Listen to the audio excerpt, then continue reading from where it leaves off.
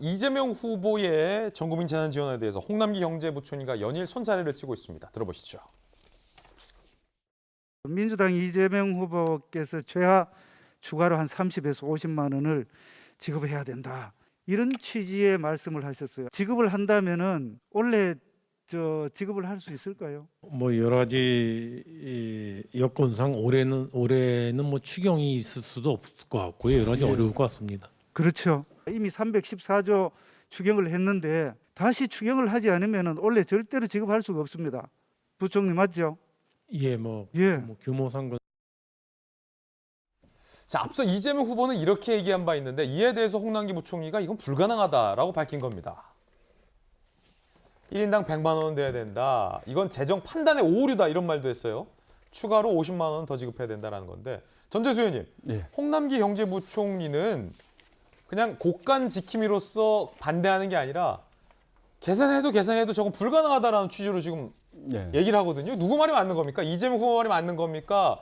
홍남기 부총리 말이 맞는 겁니까? 이거는 뭐 의제 문제가 아니라 이건 산술적으로 되는 겁니까? 안 되는 겁니까? 헷갈립니다. 저도 어제 저 예결위원이라 어제 저 자리에 있었는데. 아, 그러셨군요? 기재부 장관은 통상적으로 국가재정의 수호자입니다. 그렇기 때문에 굉장히 보수적으로 국가재정을 바라볼 수밖에 없습니다.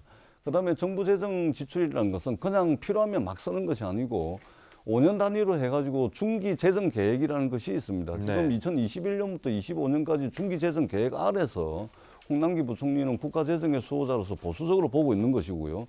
이재명 후보 입장에서도 충분히 근거가 있습니다. 예를 들면은 지금 코로나 이후에 전 세계 선진국들은 GDP 대비 40%에서 코로나 재정 지출을 20%까지 GDP 대비 쓰고 있거든요. 그런데 우리나라는 지금 16%밖에 안 썼습니다. 재정 여력이 있죠. 그다음에 지난달에도 외환 보유고가 사상 최대치를 달성을 했고, 그다음에 국가 채무도요. GDP 대비 우리나라가 내년도 예산까지 다 집행을 하더라도 1,060조 정도. 1년 GDP가 2,000조니까 전체 국가 채무가 50.2%밖에 안 됩니다. 그런데 일본만 하더라도 GDP 대비 국가 채무가 230%, 미국, 독일, 영국 이런 게 130% 넘어가거든요. 그런 측면에서 보면 국가 재정은 굉장히 튼실하기 때문에 힘들고 어려울 때 국민들께 곡간을 좀 푸는 것은 괜찮다. 이렇게 이야기하는 이재명 후보도 충분한 객관적 데이터를 가지고 말씀을 하고 있다. 이 말씀을 드리겠습니다.